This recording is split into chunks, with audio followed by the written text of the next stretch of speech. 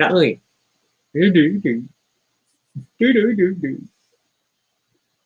Yeah. Warming up. With improved setup. I appreciate this light. Good job. Good job, Lazada. Lazada forgiveness light.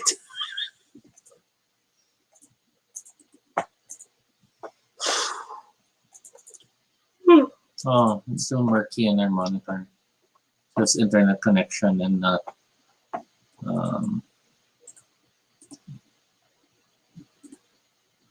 Well, that'll always be a factor. yeah. Needs to update or install updates. No, thank you.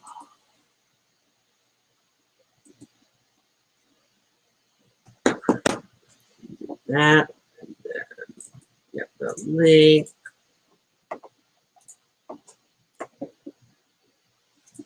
Tag you in the post.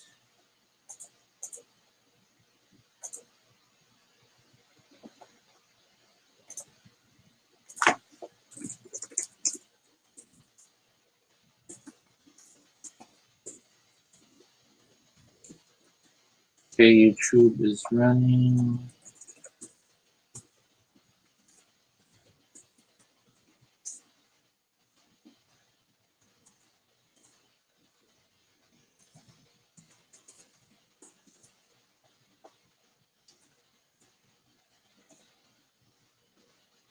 Facebook is running.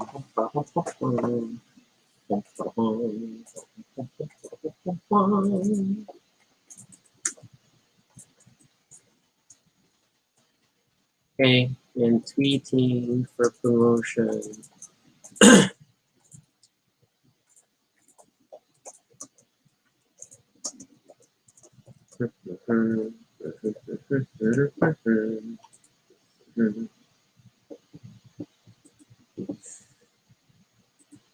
The glasses are so ragged.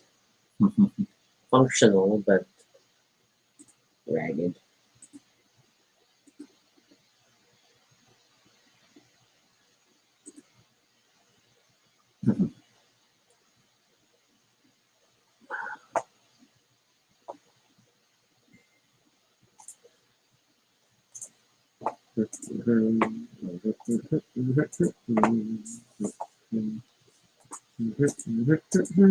It's not naman scrolling. I don't understand why this happens. Yeah, move this scroll bar now. But okay. It's that weird, you know, there are multiple scrolls and then they're not talking to each other. Hey, Karen. Hey, Karen. Just spreading the link for more people to join us tonight. Yeah, I'm Godzilla. And he's King Kong. We have a new light. And we're so much brighter now. And not dealing with high contrast problems. Yeah, but it really looks murky on YouTube. Huh? And Facebook. It's still a bit murky on Facebook. Give me a paper towel. Then it's just internet quality then. Yeah. There's nothing I can do about that. So yeah. I got a bigger ring light than the one we used to have. Well, we still have it. It's Toby is making it as a backlight behind us. It's very subtle. Yeah, but you can see there, see, there's a backlight that keeps the arm more rounded.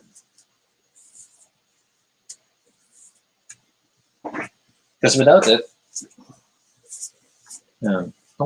see, it's a little bit flatter. We lose our shoulders. So, okay. Wow, okay. Toby's production experience coming into play. It's not the best, but it's what it's what we have to work with, and but yeah, I do pop out a bit more, even against the black area behind us. Sad lang, it's really watery. There's the restream. Hey, Andre. So yeah, the hand glove. See, it's that nice, real luminous. There's a bit of a softness to everything. Yeah, which I don't think is the lighting, because the lighting is stronger than before already. So it's the internet. Unless it's the camera. No, but it's sharp here. Yeah, so I think it's just, and then the text is sharp. So it's the camera feed through Restream. Yeah, because the main monitor is sharper. But yeah, we have backlight. Look at that.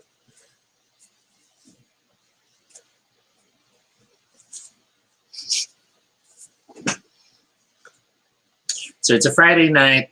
I'm not sure how long this will take. It depends on how many people show up and how much the discussion keeps going.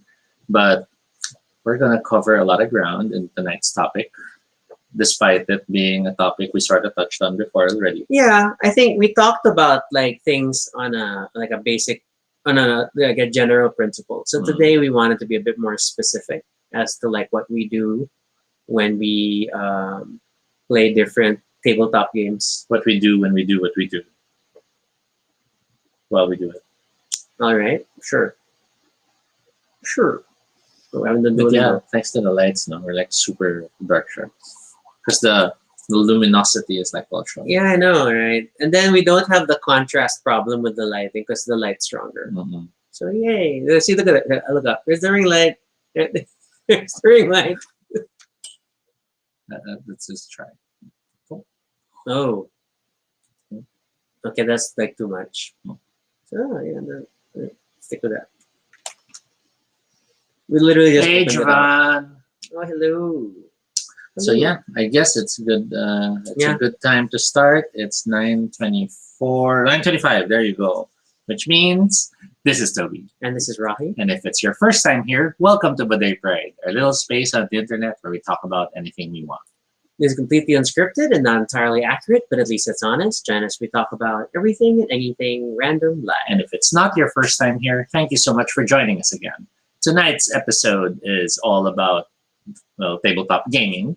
But since it's the time of the pandemic, it's still the time of the pandemic. It's forever the time of the pandemic. It's always the time of then the topic has been shifted to digital tabletop gaming. Yeah. And here we will cover not just board games, not just card games, but a little bit of tabletop role-playing games, maybe even a few LARPs if it's possible. We'll see if we can cover that. It all depends on how much people ask and what they're interested in learning. Yes. But yeah, so I guess we will start our 179th episode after this title screen moment. Enter Mitch's song. I really want that moment to happen soon. Now it could be like kiss, fist, fist, kiss, Baduy Pride. That's Wayne's World. I know. And we're back. So that was the title screen, which doesn't exist yet.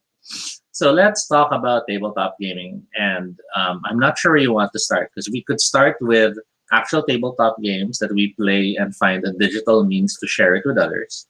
We could talk about actual digital tabletop games.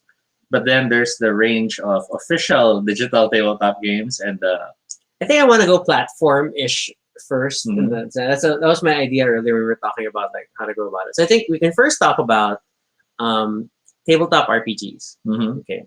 And there have long since been, solutions for tabletop RPGs. And I think we've touched on a few. But I think let's talk about what we actually do now for playing tabletop RPGs.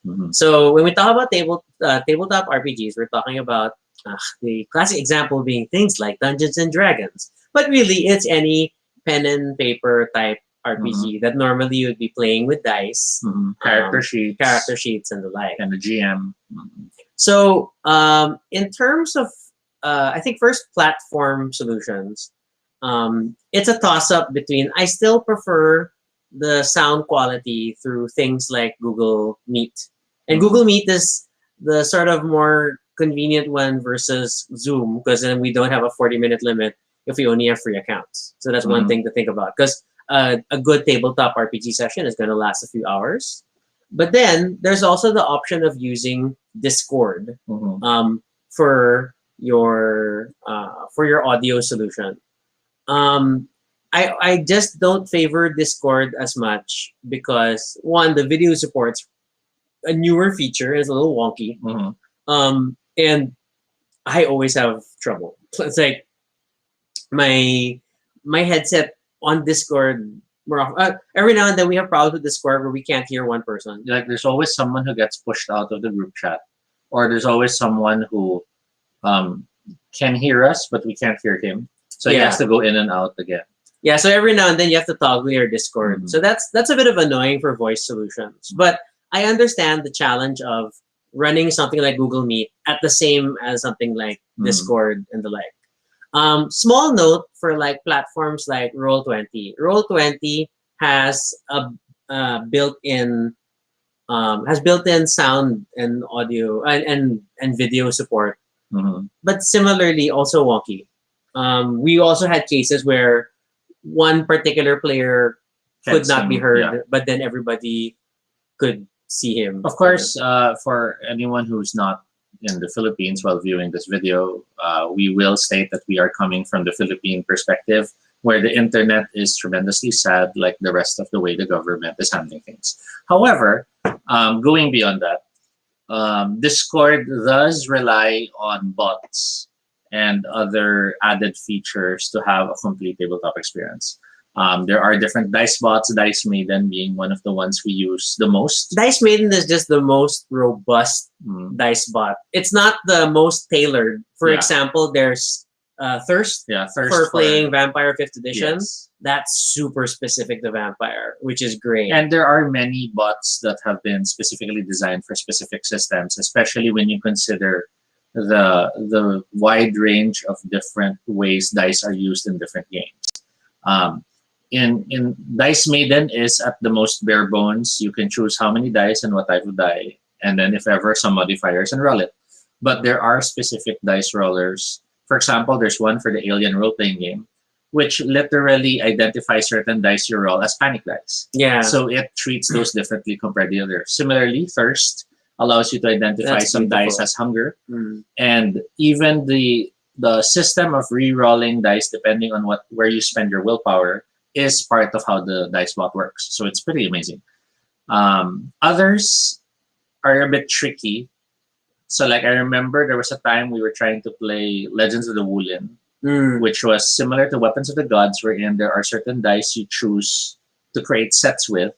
And that was a bit tricky to do on a digital dice roller. Yeah. Likewise, we had similar challenges with 7th Sea, because it was all about building sets. You have to build sets with the numbers you get. And it's terrible to do that on a digital format. So in such cases, we have been open enough to having players roll their dice and just write their results.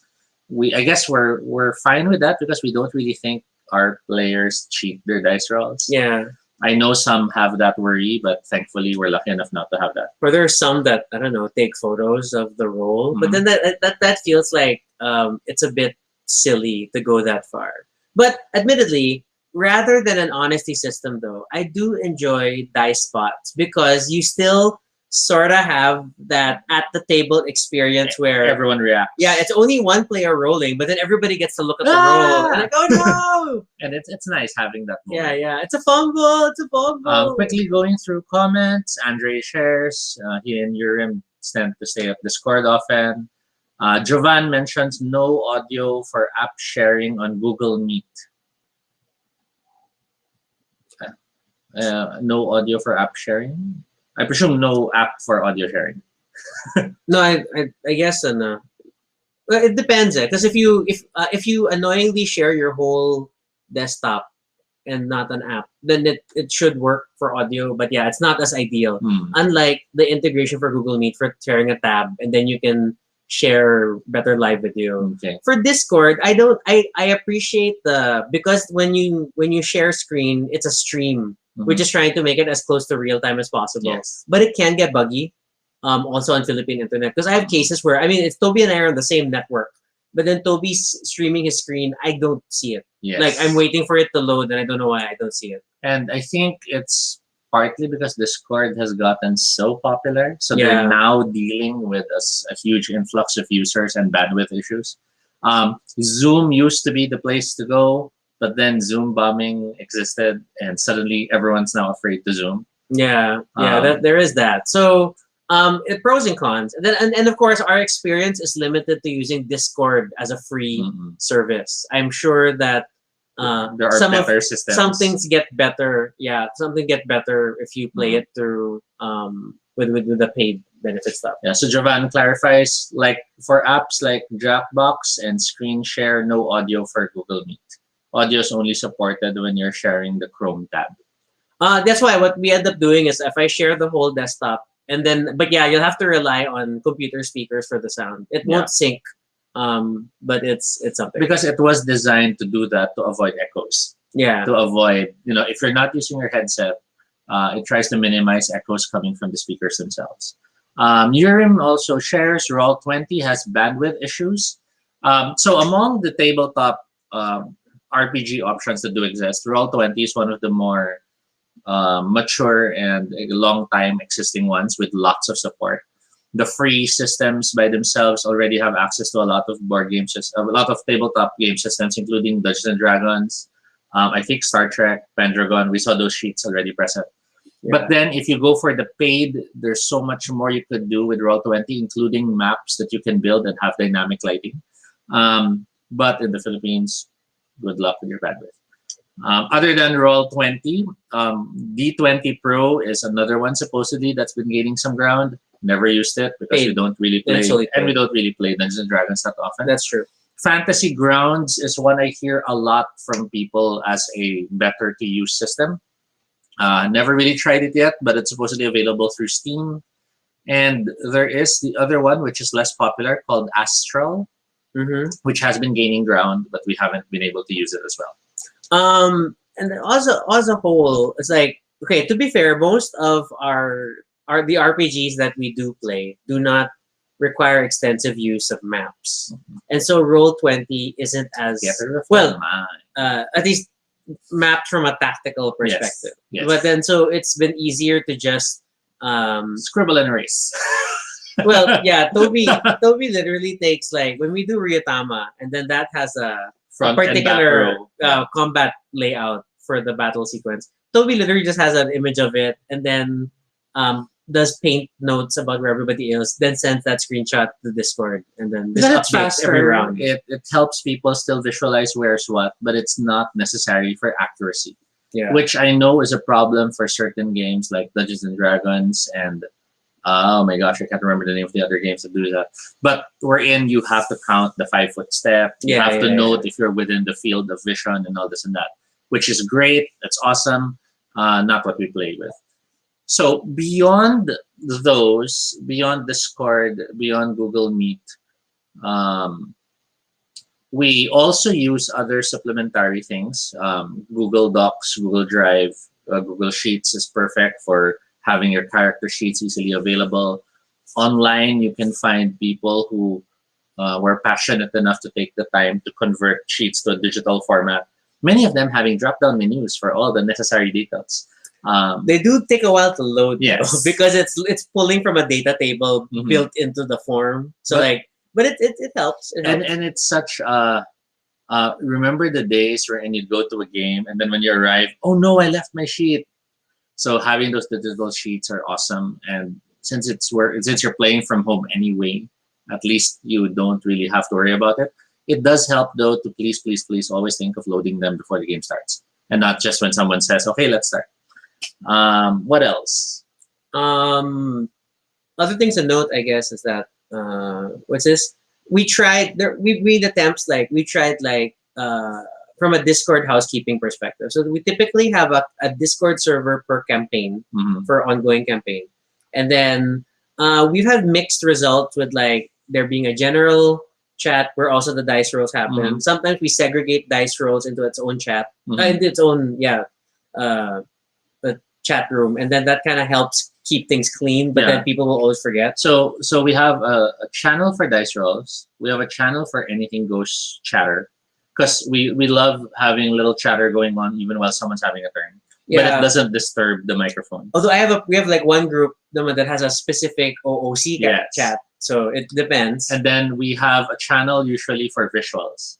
So whenever there's a visual we want to share with the group, that's where we put it. So it doesn't interfere with the flow of the dialogue. It doesn't interfere with the dice rolls. We try to have a channel for the sheets, as a quick link, but it doesn't get used that often. Yeah, so that's I wanted to segue into. Like, we've tried like efforts that, okay, every end of game upload a copy of your sheet so that we have a record just in case, and then you don't lose it. But it's a difficult piece of housekeeping, so it's not as realistic. A shared Google Sheet also works fine, and that auto saves and is readily accessible. But then also there's sometimes like some sheets are just easier as like full-on Excel files on your computer or PDFs, which do not Google Drive well. Yeah. So it really depends on the game, but there are multiple approaches you could try. Urim shares Jamboard helps. We've used Jamboards more for tabletop board games, and we'll get to that in a bit. But there was that other app, the one Miko uses for tracking the plot. Miro is a flowcharting app that we've been using to track the plot of our vampire game. But then that's also a very complicated game with lots of characters and plots and intrigue. So, but if you're the type who likes to build, I guess, a virtual detective board as to how it's a murder board. We call it the murder board. That's a good system to use. And it's not so bad for a free solution. So, and it's super big. It's like, unlike you're not working within a single like PowerPoint slide. You're working with a full-on Miro landscape. So it just keeps going on and on. It's just funny that we're using it for a vampire game. So going beyond tabletop role-playing games, I'll just touch on very briefly on what we call live-action LARP games. In other words, some even call it LAOGs now, which is live-action online games. So there's a bunch of live-action online games you can find for free. Some are very innovative because they actually make use of the camera systems. So like there's one wherein you're all playing bats. So you have to make sure your camera's switched on to flip the video. So you're all hanging upside down. Oh, okay. And then there's another one wherein it's some sort of murder mystery system. So you have everyone on screens, but then the GM's able to send messages and feed certain players specific information because everyone's in character the whole time. Others utilize everything from lighting to props to even other instances. Like if I remember correctly, there is one that uses the transcription features of, I think it was Zoom. And that's because when you play it, the other player has to play with the audio off and rely only on the transcriptions. Oh my gosh. Because it's representing how there's a bad signal of communication going on. That's interesting. So sometimes the mistaken translations is intentionally part of the game experience. So it's something you might want to check out. A lot of them are for small groups of players. The more ambitious ones have multiple players, but you might want to check those out. Okay, then I guess a few tips at the end before we move on to other game types is that playing role-playing games online via whatever video service you enjoy will suffer all the challenges of our current, Zoom fatigue life that we're dealing with in terms of work. So, like before, we would game all night, typically. And then depending on the group, not every group is built to game that long online. It can be very tiring to kind of be on, and then there's a lot of there's a lot of delay. So you'll have to figure out what the sweet spot is for your group. Like many of our games now average about 2 to 3 hours, and these are like more experienced groups already. Versus like before, you could play 6 to 8 overnight. Yeah. I mean, you can stretch it a bit, but you'll probably need a break in the middle just so that people can step away and stuff. And then the Philippine reality is that with this, you're not going to always be able to support video for everyone. And it's sad. I will be the first to state that it takes away a lot from the experience because you don't really get to see, how people are reacting, especially if they're very emotive and like really getting into character, you don't get to see the drama sort of on their face. That The tends to come small out. nuances of sometimes there's nothing, there's no response, but the eyes open wider, and you get what reaction that means. Yeah. So it's great if you can support video, that'll be fine. But then the reality is not everybody can. And then if you can't support video though, your video call etiquette becomes all the more important in the sense that on the one hand, the low hang, everybody's easy on by default you're on mute unless you're speaking. But you also need to stress to the playing group that it's very important to verbalize acknowledgement of stuff. If instead of if you don't have your cameras on, especially it makes it harder for the GM when he's running and he'll be like throwing out statements and then it's dead silence because everybody's mute and then you don't know what's going on. And sometimes they're just waiting because they're thinking it's not yet their turn to come in. Yeah. So there's that nagaantayan. There's that. In my case, I've taken the liberties of acting very much like a director. So if it's another player's turn, I will prompt that player. Okay, Rocky, it's your turn, and then we'll play through the scene. But then I'll have to direct if it's someone else's turn if need be, or sometimes prod. Hey everyone, you're all in the scene, right? So just talk if it's your turn. So it's stuff like that. You will have to take that extra effort, which on a normal game, you might not even have to because you just look at that person and they get, kasali pala ako. So yeah, it's stuff like that. It's just like, sakit na nakamute, and then salita ako na salita. And then the other thing is that, which is like, I know that Toby's consciously made this as a technique while we're playing, is because now the dice roll takes more time. Yes. Because you're, when you're using different dice bots, you're coding. And depending on the age of the player, the amount of time to type can sometimes take longer. Yeah, but things like, dice, like I love Dice Maiden because technically I can roll any dice in any combination. You can do formulas. The challenge is you're doing formulas. So it's really like exclamation point, roll, space, 2d6 plus 1d8 plus 2 bonus. And then I can label it. Yeah, if possible, you should label it. So exclamation point, character name, strength. And then, so that takes time. So what happens is Toby will dictate the roll and then we'll say, I'll get back to you. And then jumps to another player. You. So that player has time to type and prepare while I'm still continuing the game, keeping it going. And then I'll jump back. What's the result? And then we resolve it. So it's a bit trickier. It's less immersive to some degree, but it at least allows you to keep the momentum going, because that tends to be what frustrates me the most in online games. We're in dramatic scene, big moment, roll initiative. And then, have you rolled? Or in the first, I got the syntax wrong. Or I added a space. Or worse, you rolled and you're waiting for internet. You're waiting for Dice Maiden. So that's a few seconds, and we're all just wondering what's going on and waiting. So we ended up finding that system we're in. Okay, roll initiative. I'll get back to you, and then I continue with the scene with others, and then I find a nice way to cut back and results. That sort of thing. And I think it's helped with the pacing of the games. There's still minor moments of confusion where you have multiple people rolling and like some of them didn't have to roll, but then everybody rolled. Or they okay, I got a ganyan, but you're not in the seat. So, Urim shares he has Notepad ready for dice commands. And that works if the system allows at least the opening command is easy. But then when the dice is variable, you can only pre-type so much. So things like where you have multiple stats, like any White Wolf game or Ryotama, where it's a combination. I need attribute and skill. So then I have to look at my stats and then how many does it give me? What am I rolling? Ryotama, it's different dice types. So like I have a D6 and a D8, and then I have a modifier because I whatever. So it does add time. So be conscious of that as well. So you can optimize where possible. But even with things like Thirst, and Thirst is a dedicated Vampire 5th edition dice roller.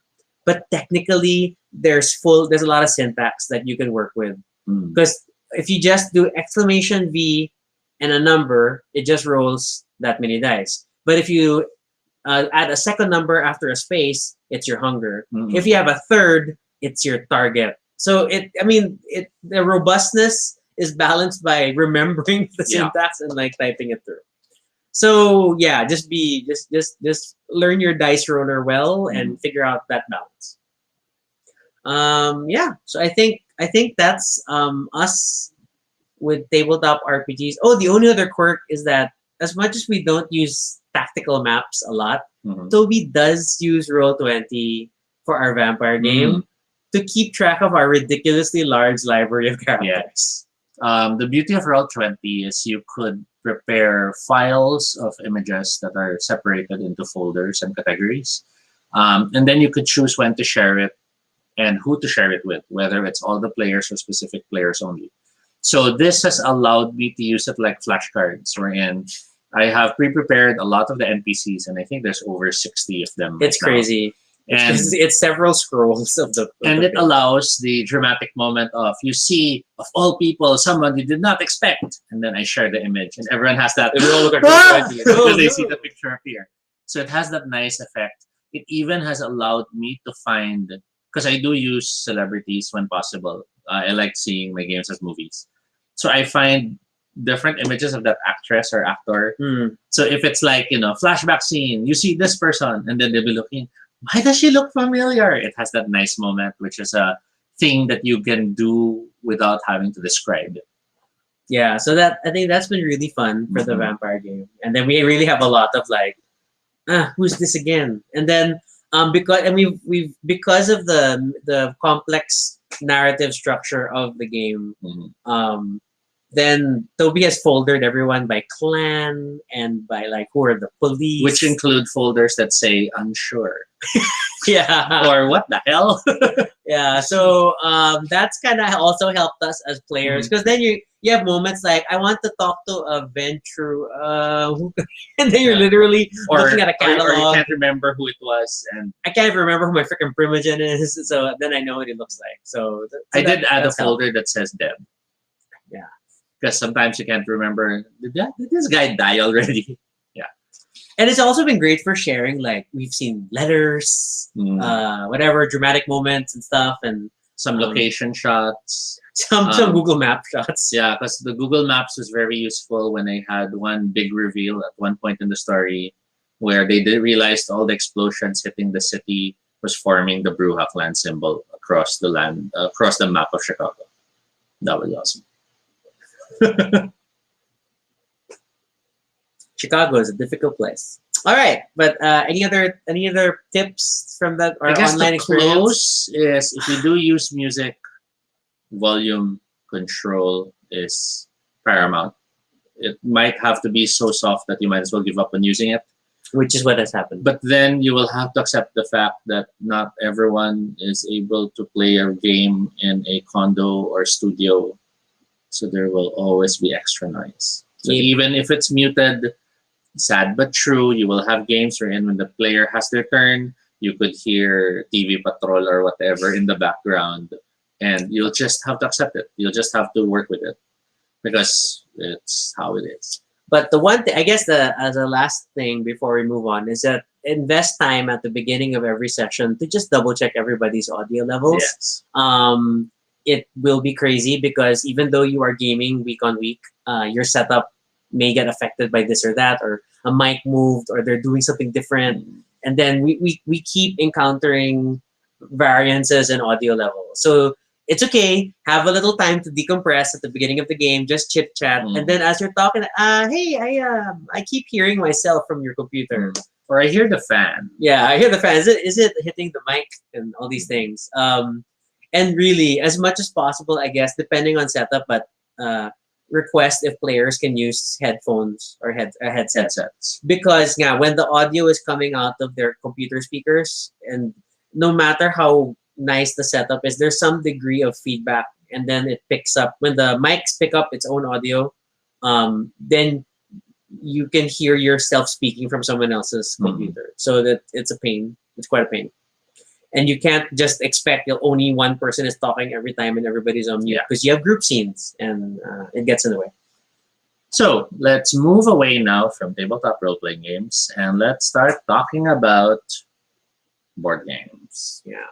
So I think the first thing we should tackle for board games, which is like the elephant sort of in the room in terms of the board game industry now, is large platforms like Tabletop Simulator. So Tabletop Simulator, admittedly, we don't have as much experience with it because it's very toolkit. So it is super flexible, but at the same time, you're highly reliant on either your ability to code things or the community to code things. And even if you don't rely on those because you're using pre-created sets, you are then relying on a very huge download.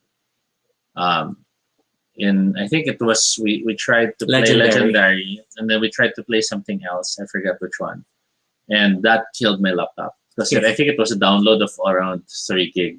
Yeah, and because the problem is, when you think about a card game like Legendary, is that there are literally hundreds and hundreds of scanned card images that the game needs to load, and then we were struggling to start the game because we were just waiting for the assets to load at the beginning. But once they loaded, then it was okay. Yeah, you were able to play.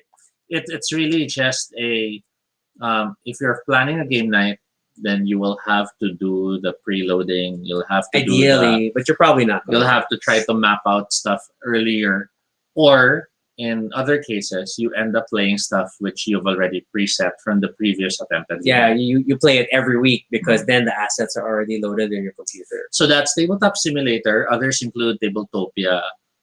There are other online web browser-based ones. The names I forget because most of them are foreign named. But they do have a lot of free online options. Many companies have their own as well. Oink Games had their own online options for Fake Artist and Insider. Yeah. And then others, if I remember correctly. There's a Codenames. Yeah, Codenames has their own and so on and so forth. So you might want to check those out. A few notes before fully leaving Tabletop Simulator. So the flexibility is that, especially with things like when it's empowered by things like Steam Workshop, then you're probably going to be able to find adaptations of many different board games. But the coding, the way it's coded, is not necessarily ideal. And remember that Tabletop Simulator was also created as a VR experience. So they really wanted you to feel like you are sitting at the table and then you can reach your hand out and pick things up. But because of that, there is unintentional need for dexterity that as I pick up tokens and then I have to drop them in certain areas. Even playing Legendary, where I take the cards from my hand and put them down, and then it has to make sense. And then when you gather cards, it's sometimes a pain. Shuffling, it's like you have to get used to the command system because the commands are still universal and not specifically written for that game. There might be scripts that allow the game to be set up early, but more often than not, the games still rely on the players themselves to resolve and make sure that the rules are being followed. Yeah, that's the other thing, that a lot of these systems do not codify the rules for you. That's up to you, which is like, an actual board game. It's actual board game experience. Yes. So that's fine. And then it's just, but you are highly reliant on a player or at least one member of the group that's online who actually read the rule book and knows the rules. So like recently, Urim and I had the session where we played Dune Imperium. Yeah. I taught it to him for the first time.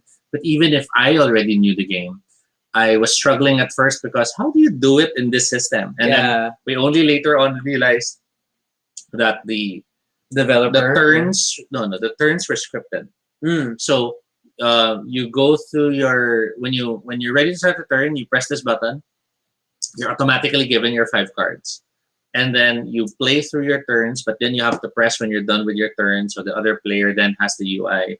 So it was nicely done. It was still coded. But if it was just people who never played the game, they'd probably be wondering, okay, what's going on now?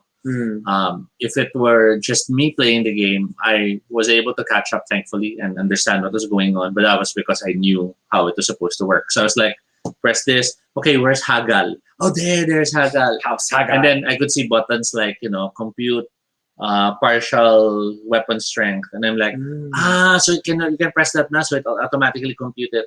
So there are those levels of discovery you'll have to make sure you go through. I'm sure like there's probably documentation for Mhm. each tabletop simulator port, But but most then most just document the main game manuals yeah. and then a few controls. My brother's watching and he says that tabletop simulator has become his gateway drug for buying physical games, which is an interesting side effect. It's very representative of your age group. Because in my case, it's the other way around. Yeah. And then I guess last step, but like things when you played New York Zoo, that sounded painful. New York Zoo was painful because Tabletop Simulator does try to still have the physics. And if the physics is of picking up meeples that you put on tiles that you had to place into fitting positions, a single mouse click can pick up the tile and not the meeple, and then suddenly everyone falls. And there's no quick key to just undo it. So you have to manually bring them back up. So it's the price of a system that wanted to feel like you're actually on the table, but then making you feel like you were playing with gloves and chopstick fingers.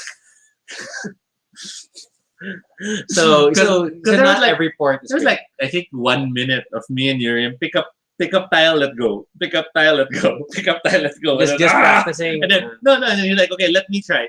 Because whenever we wanted it to fit in this L shape, and then rather than fit like that, it kept going like that, kept like that, and like it would be nice if like the developer, I mean like sorry, you can't really demand like these are labors of love, but if he had set the player boards to be fixed, that's one, and then two, to snap to grid, a snap to grid feature. But again, all that are stuff that normally get coded when something is specifically made for something. Yeah, and you can't expect that from Tabletop Simulator where everyone's just workshopping things, of course. Yeah, so that's the world of Tabletop Simulator. So now we get to talk about what is probably the more convenient but more expensive solution, which is game specific, board game specific apps, and there are many board game specific apps. So the basic rules to keep in mind when it comes to board game specific apps: one, they're rarely free.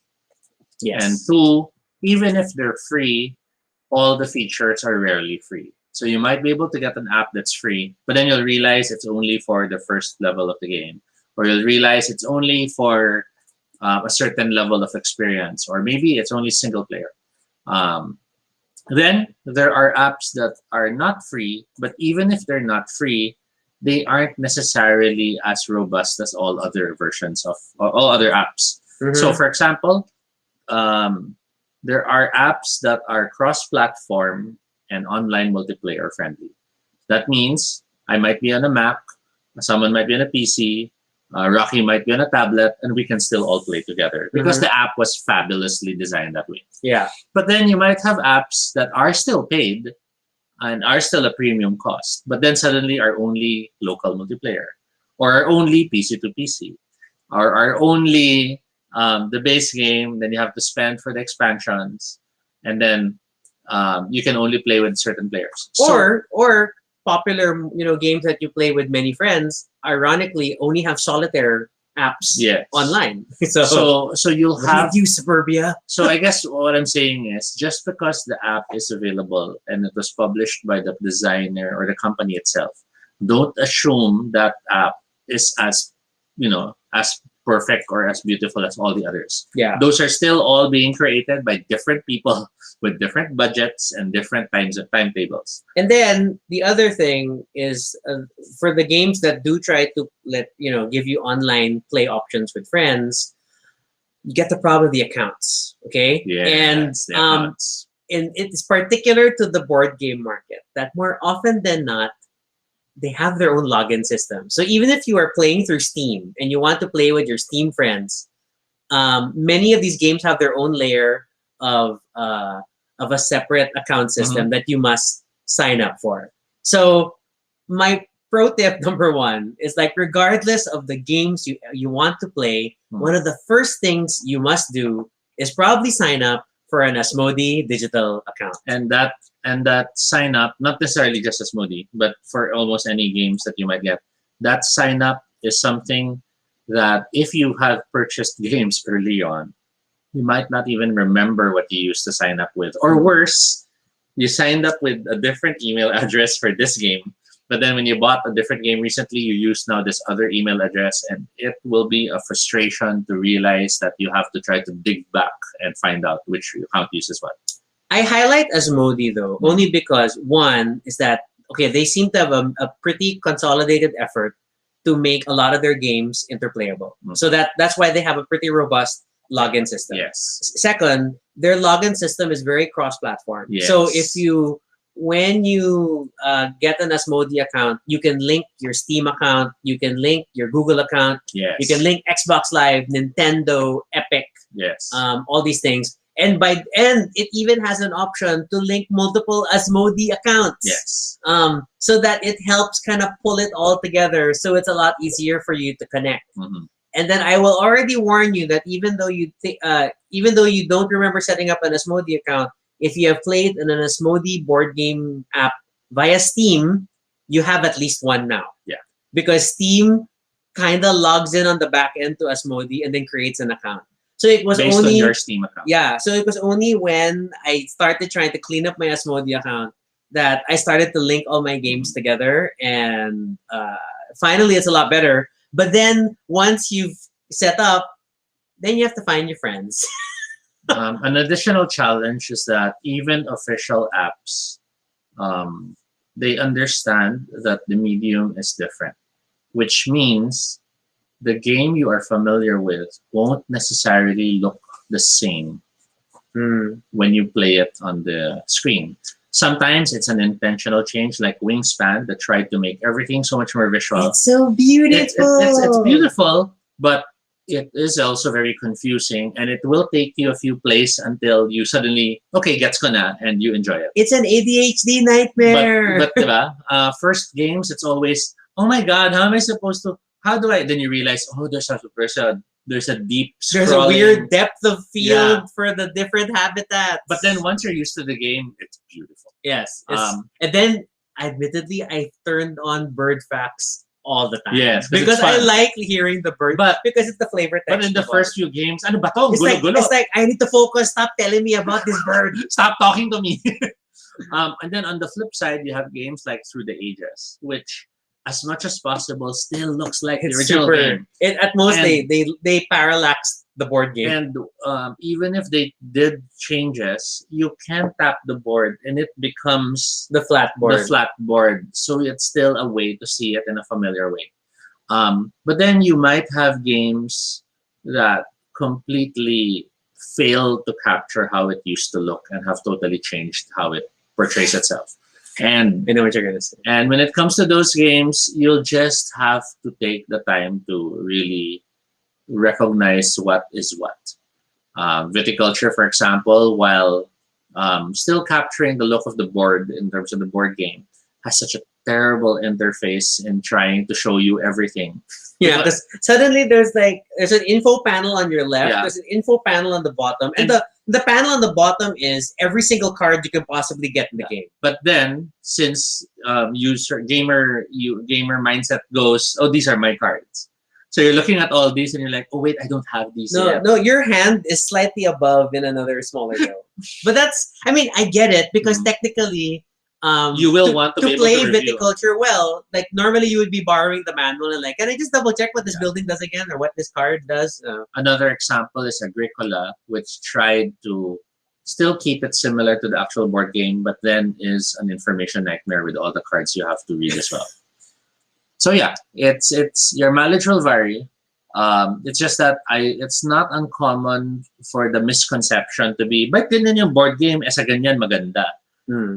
It's different people creating it. So you just have to accept the fact that it's the same question as asking, why is this $200 burger different from that $5 burger? Because it's different companies. And then making the game sort of prettier or more video game-ish isn't necessarily better, because sometimes it adds delay. So things like Root. I love Root Digital, because they turned all the figures into full 3D models. The battles are fully animated and stuff, but then it eats up time. And then you can later turn on I'll just do quick battles and no longer watch the animation. Earlier, I was watching Toby play. I see he has zoomed out completely from the map so that they're just down to icons instead of like watching. And that's Clearing to closer clearing. to me to the board game than Yeah. not. And that's what I like about certain game designers in terms of the conversion.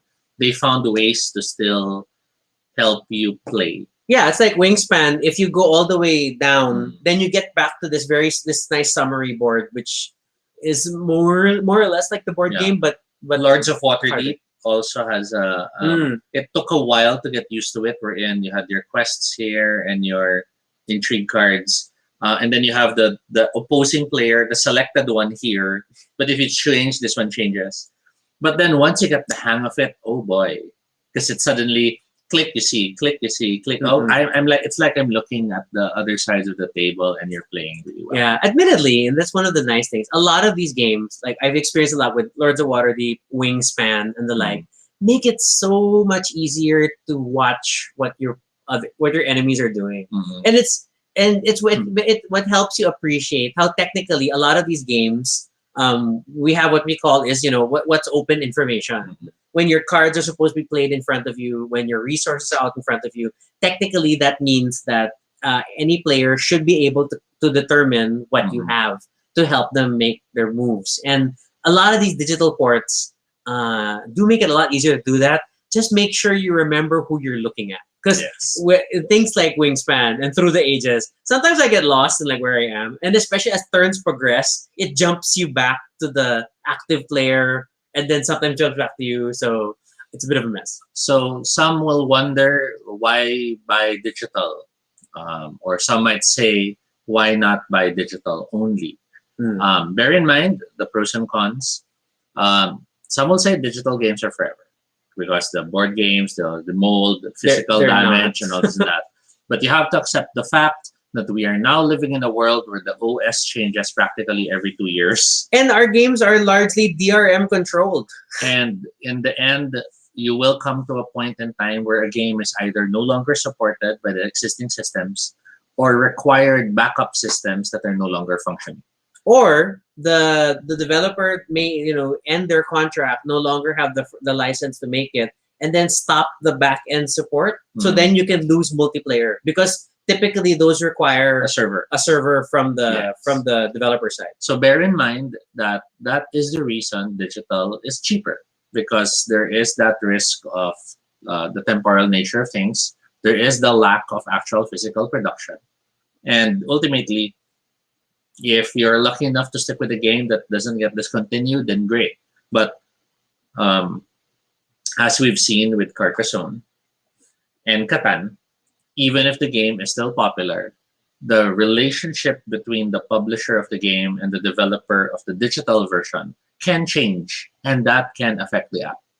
We're looking at you, everyone who owns 2 versions of Carcassonne, the digital game, because it changed developers and now prominently with the new one. Jovan, yes, agrees it's easier to make bantay strategies of other players. And then Mitch, little gripes like in terraforming, you can't choose your own color. It's just like you just deal with what the computer gives you. The worst one with that is Takenoko. Because 1, it doesn't have online multiplayer. And then 2, even local, you can't choose your color. Seriously. It's so annoying. And then you have things like Tokaido. The Tokaido app is beautifully done, but from a game perspective, sometimes it's hard to figure out where I'm going. And like because you can't really identify things that easily. Which is the irony, you know? Because now it's like full 3D models. You can really see a farm, you can really see a mountain, but you're so used to looking at the iconography. And then they made each, like, it looks slightly different each space. So it's like tricky. It's tricky. And then depending on where you're playing, like if you're playing on your tablet versus your phone versus your, I mean, these are little nuances to it. So what's this? So games that get a lot of play for us on the multiplayer set. So obviously Wingspan, despite its challenges with supporting multiplayer, it is so buggy for some reason. We typically attempt to start a game 3 times before we get all the players in at the right time before one of them gets replaced by an AI. And this is already through Steam, to coordinate through Steam. But it's still a beautiful game, and then we enjoy it. Terraforming Mars gets a lot of play from us. That one, I think, because it's an Asmodee login, then it's pretty stable for the multiplayer. Only caveat is that we only have Prelude as an expansion, so it's base plus corporate plus expand with plus Prelude, which is it's okay. Although I'm discovering I didn't know all the Prelude cards, but now I'm getting there. To quickly also add, oops, I'm gone. Where was I? We were talking about games we can't play a lot. Oh, consider making a spreadsheet with your friends on who has what games on what platform, and you might even want to include using what username, just to help yourself keep track. That spreadsheet is something we have done, and it's so useful because let's say you just have to keep it updated. There's 5 people available. We can like look now at all the ones that have colors that are all filled up, and like, okay, this one's pwede, this one's not. But then as you, let's say you whittle down, okay, 3 will play this, o tayong dalawa na lang. Then we can hide the columns that we don't want to look at, and then just look at, okay, we have this, we have this, we have this. So it's a nice way to quickly go through what you can play as a group by having that spreadsheet. But then Steam has also now what we call remote play and remote view thing. Now, bear in mind that the basic effect of that is only one player needs to have the game.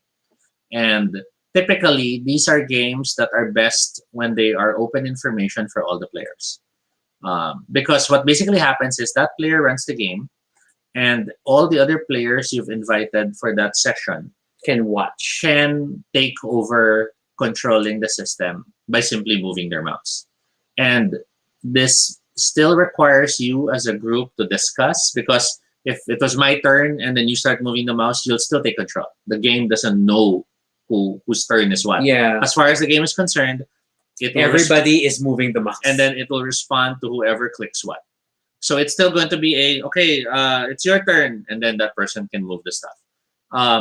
Sadly, we've noticed it's also very heavy for the machine.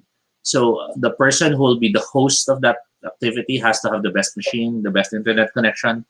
But we've kind of sort of realized, since it's open information, then you might as well just dictate to that person what move to do. So we did this with Pandemic. Because Pandemic, ironically, does not have an online multiplayer mode in the official app. So, but you can play a local game, and then you may not need to go all the way to remote play, because it's a strain on the computer, and it's very confusing because then everybody now can't touch their mouse because they're all watching, and then so you could just either stream through another app like Discord, or there is an invite. You can also invite people to watch, invite Steam friends to watch the game you're playing. And that will give you the same experience, but you will still need an audio solution so that you can talk. So whether that's Discord, Google Meet, Facebook, whatever, you'll still need somewhere else where you can call. So it's an interesting option, because then whether it's a game that only one person has and you can play a local game instead, or it's a game that does not have online multiplayer like Pandemic, but you can still play the game together. So that's a pretty viable option. Some games are kind enough that if the person who created the session that all of you will join has the expansions, you can play with the expansion. Thank you, Terraforming Mars. But if another person who doesn't have the expansion is the one who creates the room, then you won't play with the expansion. So be aware of that, because that was a little, hey, we can! And it was an interesting moment to consider. I wonder how that's going to go for Root. And will way to find out. Yeah, because Root is finally getting its first expansion coming to digital soon. I'm sorry, technically it's second, because they added Clockwork. But then Clockwork is just Automata. But so we're getting the Riverfolk expansion, which is exciting. But then I want to test. So if I have Riverfolk and you don't, can you join my game and choose a Riverfolk faction as well? Or can you only choose base factions and I'm the one who can choose Riverfolk? We'll find out. It'll be interesting to see. But yeah, so Lords of Water, sorry, we're talking about games that we play a lot. Lords of Waterdeep, and that's an Asmodee login that gets a lot of play. despite the UI challenges, viticulture. Mm-mm. Because again, it's like because the login system's not that bad. It works. So The other we're able group to play. plays, I was about to say Skype. Scythe. Why was I gonna say Skype? I mean, we have Scythe too, but we haven't actually played it a lot because we always have mixed feelings about these giant mechs that run away. And then terraforming through the ages is a common one that we were playing for quite a while. Through the Ages was the first one we found that was super cross-platform. Like some people are on their phone, some are on Steam, on a Windows computer, some are on a Mac. It's amazing. If you're new to playing online, bear in mind that you might need to clarify with your fellow players if you're playing real time or async. Oh, Because async games are basically asynchronous. Asynchronous games that can be played on a long period of time. So you might actually play an asynchronous game across the span of 2 weeks, with players like making sure they input a move every day. Which, if you don't discuss things, you might go, "Sige, let's play this," and then you do your turn, and you're like, "Oh, where'd everyone else go?" So make sure that that's clear. That also means that if you are planning to play in one sitting, that you pay attention to the amount of player time that you have chosen. Some games allow you to set an amount or a length of time. And if you run out of time, the game either prematurely ends or announces a winner. So be sure that you do set that time to what you need it to be. And every game does it a little different. Like you're not sure if when I say it's a 5-hour game, are we saying it's 5 hours in total for the whole game? But a lot of the games would be like each player has 5 hours to finish all their turns in the game at all. Carcassonne has a similar behavior where it's like a timer for it's like chess. It's like the chess timer, but you have a maximum. So every time you start your turn, then it starts running. But admittedly, especially with Philippine internet or with the buggy nature of some of the online support for these games, asynchronous may still be the way to go. Just like Wingspan, where we have a lot of people like, everybody's waiting for me to move. I'm waiting for my turn to come, but they're telling me it's my turn. So something's wrong, exit, come back in. But since it's an async game, it's okay. It's okay. We keep going. So it's good to study your game and how it works, and then see what that option is. So moving beyond purely digital board games, let's now talk about the solutions we have found for using your actual board game but still playing digitally. I will, before we talk about our direct experience, I will share something I've seen very commonly, which I am amused by, which is people playing Magic the Gathering online, which has become similar to our detective setup. Their webcams are facing the table. And they're not streaming themselves; they're streaming their cards, and that's how they play. And I've seen a lot of people do this, where that's how they play their. So it still involves their physical Magic card collection, the decks that they have painstakingly built, but it still consists of cards they actually own. And then that's how they play out their tableau, which will mean that you will need a decent tripod or some other good mount lighting and lighting, and then that will also need your tripod camera mount to be pretty high, because you need to be able to capture your entire tableau on the table. But then be a good enough quality that even if it's seeing that large space from afar, things are still sharp. Because a lot of older webcams are not super clear, or are not friendly to readable levels of clarity when it's a certain distance. And if you use your phone, oh my God, that thing's gonna heat up. And So even much. and if you're charging your phone while you're using it as a camera, it's really gonna kill your phone. And eventually it will overheat and disconnect the call. So just a warning about that particular setup style. And we've tried it, but that's tricky.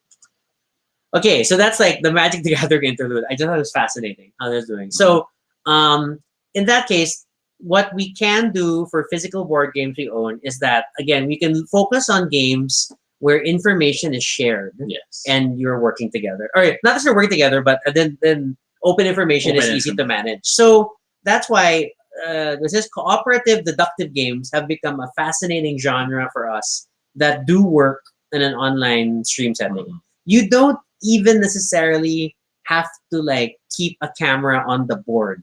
I mean, to be perfectly honest, like especially things like detective, you just have it to mark the time and the location that you're at. But the more important thing is to take photos and to screen share the necessary information when possible. So like when we play detective, which it consists of a lot of cards that you unlock as you play yes, when you spend certain tokens or go to certain locations. But then what we do is we have not just Jamboard, but also a spreadsheet open, slides. a Google Drive. Yeah.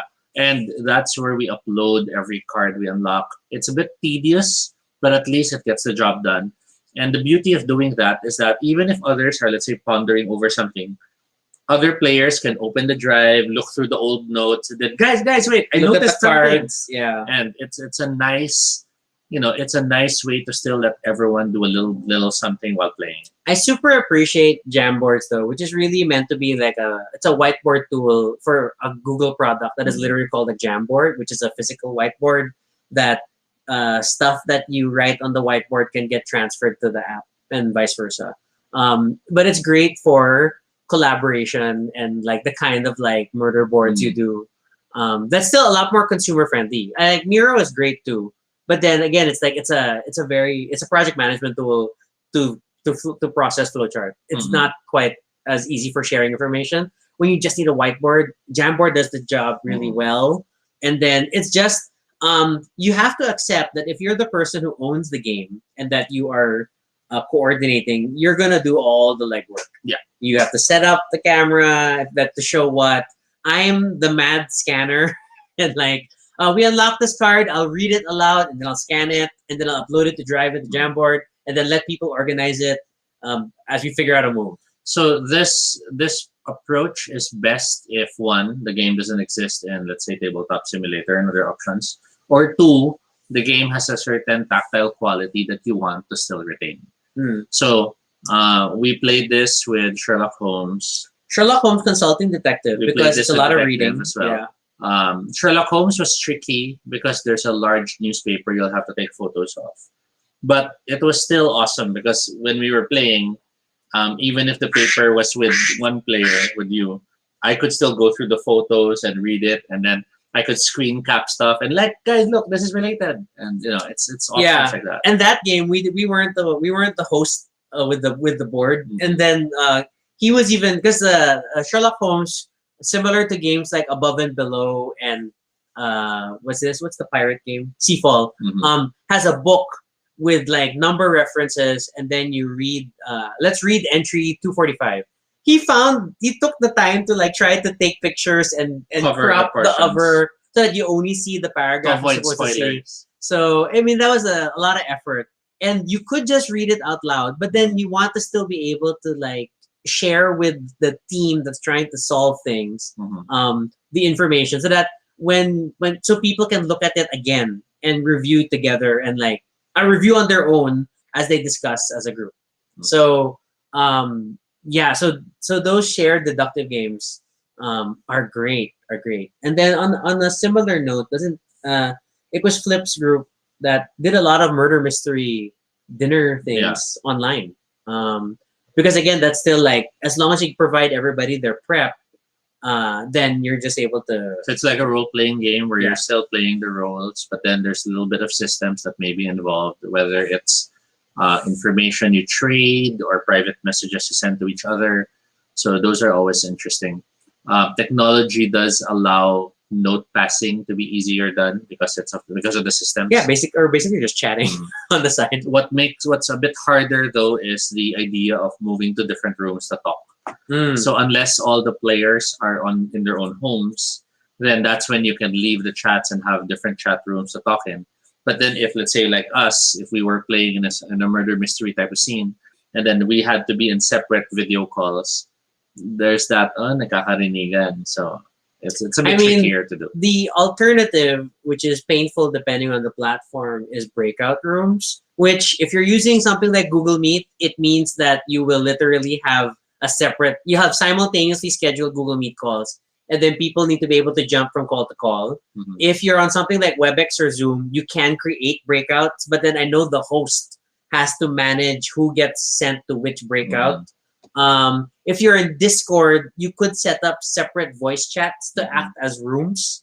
I mean, there's lots of options, but it's really about what platform is convenient for your group and comfortable for your group, and then you work through it. It's was this and for very interesting, complex implementations like this, do not make this the first time for some people to use the platform. So, like, if they don't use Zoom a lot, do not plunge them into a murder mystery dinner on Zoom and have them learn the navigate on their system. own Yeah. to go to those rooms. Yeah. But there's a lot of potential. There's a lot of potential, and you can certainly try. And then we were thinking about things like Pandemic. Technically, we could do Pandemic in the same system. Like, we could do. It's the only challenge is that we would now have to monitor other players' cards and like have an area for like, hey, player A, this is your cards, and then player B. So I don't know. I mean, like, I'm not sure how to. It may require multiple cameras, but it's theoretically an option because it's open information, cooperative. Yeah. So there's that. Oh, and then earlier, I guess like there are unconventional uses in the sense like. Jovan mentioned using Jamboard to play a fake artist goes to New York, because technically a fake artist doesn't really need the actual game components. You just need the rules, and you can just use any drawing solution so that you can share the game. A lot of people have also been playing roll and writes because all you need to do is take a photo of the sheet, and then you could use any graphic system like Paint or Photoshop or whatever. Just put it in Word and then start writing on that sheet as you play. So those are options as well that you can consider. And then lastly, there's always the collection of games that act like game shows that you can always look at. So Steam has a lot of the Jackbox games. There are the You Don't Know Jack games as well that have come out. And I forget the names of the others. Yeah, and as much as, okay, they're not like board games, but they're not digitized board games. But, they're good for game night fare. And then they are structured. Many of them are structured like board games. Yeah. So it captures that feel. And it's a lot, because it was designed to be played this way. They're like Trivial Pursuit. They're super easy to jump into. Because typically you just need one player to own the game and will have to stream his feed of the game, and then everybody else joins on their phone, and that becomes like their remote control for their actions. So that's super convenient, and it makes good for like in between game fare. So yeah, so don't knock it. It's a good way to satisfy that board game itch, and you go along from there. It's an exciting time though. I guess the pandemic has really pushed a lot of digital board game efforts to like really ramp up. I mean, I'm impressed. Like Gloomhaven is still in early access, but oh my god, they've found a way to implement Gloomhaven. We haven't picked up Spirit Island, but it's like I'm waiting for a sale to get Spirit Island as a digital game. We don't even own the physical one. Still waiting for Concordia. Oh my god, Concordia digital in development. And we're gonna be super excited, even though I'm sure at release it's the base game. Like just Concordia. But then there's also the frustration of things like Terraforming Mars. When are we gonna get even just Hellas and Elysium maps? Why are we still stuck on the base? I mean, if you're not gonna give us new cards, let us at least use the alternate boards.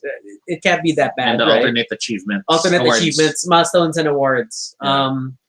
And then things like Tokaido. It's a beautiful game, but the expansions haven't really come. The development, it feels like it's in a development corner all of its own. It lives in a gated community. It's a bit difficult to play with friends. A lot of us got it for free on Android at some point because it was offered for free, but it's not the greatest mobile experience. Oh my gosh. What else? I don't know. So a lot of random like anecdotes for these things, and it's just striking the balance. And then I guess the other thing is like sometimes the full rules aren't as convenient for online play. And then Terraform Mars is an interesting example because like me, I personally love the drafting rules that are technically part of the advanced or the full game, which really give you nice diversity. It gives you some insight into what cards other players may have, and the like. But in an online setting, a player has, like we have friends who like, we just turn it off because it extends playtime too much. So it's like, oh, that's fair. So because even by turning off drafting, it's still a long game. Therefore, through the ages, it's a long game in physical. It's still quite a long game in digital. Actually, it feels a little longer, depending on how the players are. So your experiences may vary, and I think that's like the other larger observation is that it will more often than not take longer to play the digital version of a board game than than to be playing in person. Although you don't have cleanup anymore, which is really convenient, but it just takes more time because everything is codified and they have to make sure. A lot of the developers had to capture every possible moment you could do a move or you could interrupt. So like, yeah, if they're well coded. Yeah, so like Terraforming Mars, oh my god, it's like checking every step that you did. But at the same time, it doesn't have take backs. Yeah. So that's what you have to bear in mind when you play digital games. It's not as forgiving, well, depending on the game itself, because some did code ways to cancel moves. But only at certain steps. Others touch move, and I'm sorry, but that's what you touched. That's what you're doing. Viticulture. Wingspan is super. I've actually, the more I've played Wingspan, I am super impressed with the level of thought that went into developing that game, because Wingspan has so many effects that touch on other players, and they really found ways to implement it. Unfortunately, you do have a lot of times like, oh, is it my turn? I get to choose a thing, and then it was just your turn to choose that reward, and then it goes back to the active player because that power is done, and then okay, I'll wait, and it's just funny that way. Because there's a lot of unspoken understanding that does happen on the table that is hard to translate on the digital experience. So something even as simple as it's my turn, but then every player gets a card. On an actual game, you just hold it out and people choose and it's done. On a digital format, you have to prompt that player, let them know they should choose a card from the given, then do the same to the next, but then still communicate it's still this player's turn and not their turn. So all that can be confusing, and then that raises the question, so what if you press the wrong card? Can I take back and then choose again before he chose? But the system moves to the next player. To do so? Sorry. So it's a lot of all these little minor or micro systems that we take for granted when we're at the table. But in a digital system, you can't ignore. But yeah, I mean, like over a year now into quarantine, it really shouldn't stop you from playing games anymore. And admittedly, we don't mention things like the shared. I mean, we mentioned it, but we don't really play on like the shared board game platform, browser-based board game platforms like Tabletop Arena, Tabletopia, and stuff. I mean, or at least we haven't. We haven't really, because and depending, I mean, like a lot of these also have queue systems. I mean, on the free levels, they have queue systems that you have to wait for an available slot to play the game. Then if you want to play now, it doesn't quite work out. So so buying the developer apps has been like a nice route for us to get to do what we want to do. But at the same time, it requires careful thought and like making sure everybody has the same game. So every special event, every birthday now, Christmas, and the like, we just keep buying each other the same board games. And it's like, you can tell intent. Like now I keep buying people Root because I want to play Root with more people. And then I'm seeding Root throughout our board game groups. Over Christmas, it became Viticulture. Everybody got Viticulture. And Terraforming Mars. So, depending on whatever your group favors, I'm sure there's a way. So Share Tabletop Simulator does have all the expansions of Terraforming Mars. So for those who want to play that and try the others, at least you know it's there. And then Sorry, jumping back, but yeah, and then Tabletop Simulator. To be fair, there are a lot of paid workshop mods that are pretty well done. But then you don't really know until like you try it. But you know, so it's something to look into. If you have money to splurge, then that's one way also. They tend to be cheaper though in Tabletop Simulator. That versus like a Full dedicated app, yeah. board game app. It really depends on the experience. What are your and then okay, then not all of them are online. There are a lot of like the solitaire ones. I guess as we can wrap up here. Like what are your favorite solitaire board game apps? Well, they're not the only actual solitaire game that I play often is Friday. It's still fun to go through the Friday game and try to see if I can actually finish it. It's quite challenging. But all that's partly because I don't bother counting the cards, and you're supposed to play it well. But what gets a lot of play for me is Carcassonne and Through the Ages. They're games I miss, and they have a nice level of depth. When I feel like it, sometimes I play Galaxy Trucker, but it's just not as engaging as playing the actual one. Even if they still had a way to get the dragon place feeling to it. I think it's because the actual trucking, the journey is like it starts getting a little long sometimes when you're waiting for the resolution mechanics. And I guess because you don't have the fun of like my ship, like you being the one to destroy components, as opposed to now you have a computer representation of your ship, and then a quick animation, and then you just see the piece fall away. But it's like it's not the same as you the one swiping stuff away.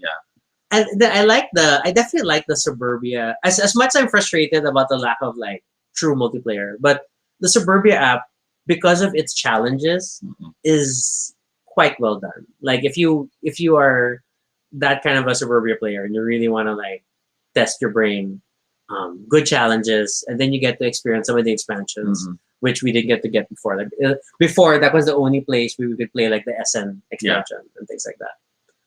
So that's another thing.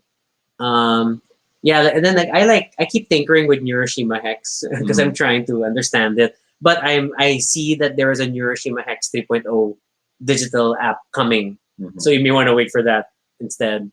The Imperial Settlers Rolling Right is quite okay as an app. Not bad at all.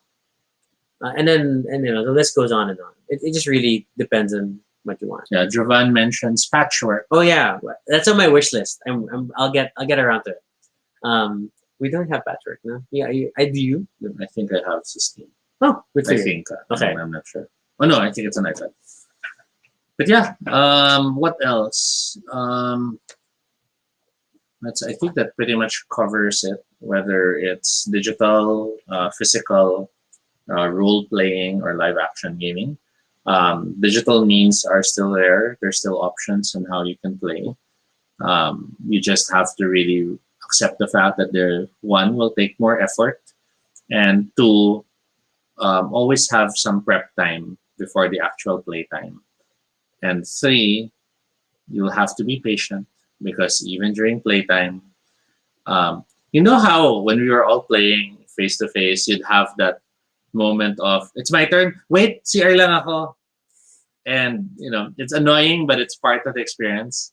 That is multiplied on an online setting because then it's sometimes as simple as you're telling the person it's their turn, they're not responding, or they're mute, or you're mute, or walang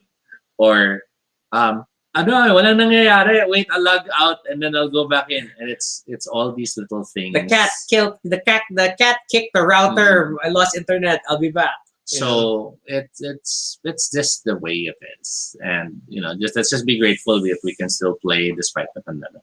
Oh, and then I guess one thing we didn't like formally stress, but I guess understood, is that for all the different board game apps, while not absolutely necessary, because a lot of them have built-in chat solutions, like Carcassonne and Terraforming have their own little chat window. But you can leave a voice call on so that you can at least just talk through the experience or hear others playing. And, So one of our larger groups literally we will have a shared video call on. None of the video is on. We're all just on speaker or whatever. Or just one the mic person on. will be screen sharing the game. But then sharing their cards And then panicking, unintentionally. don't watch, don't watch. But it's also because the size of the group, we're playing multiple games at the same time. And even though I am focused on my Terraforming Mars game, I can hear them exclaiming because something's going on in their Mhm. Lords of Waterdeep. And in that regard, it's like it feels like we're all in a room together, Yes. and I love that feeling. And Mhm. like, oh, okay, we're all just hanging out and gaming together. And then the habit of this particular group, which I enjoy, is the screen sharing of the scoring. Yes. Or magsascore na, so we can all watch. Yeah, so and then people, we so the see. other game will stop.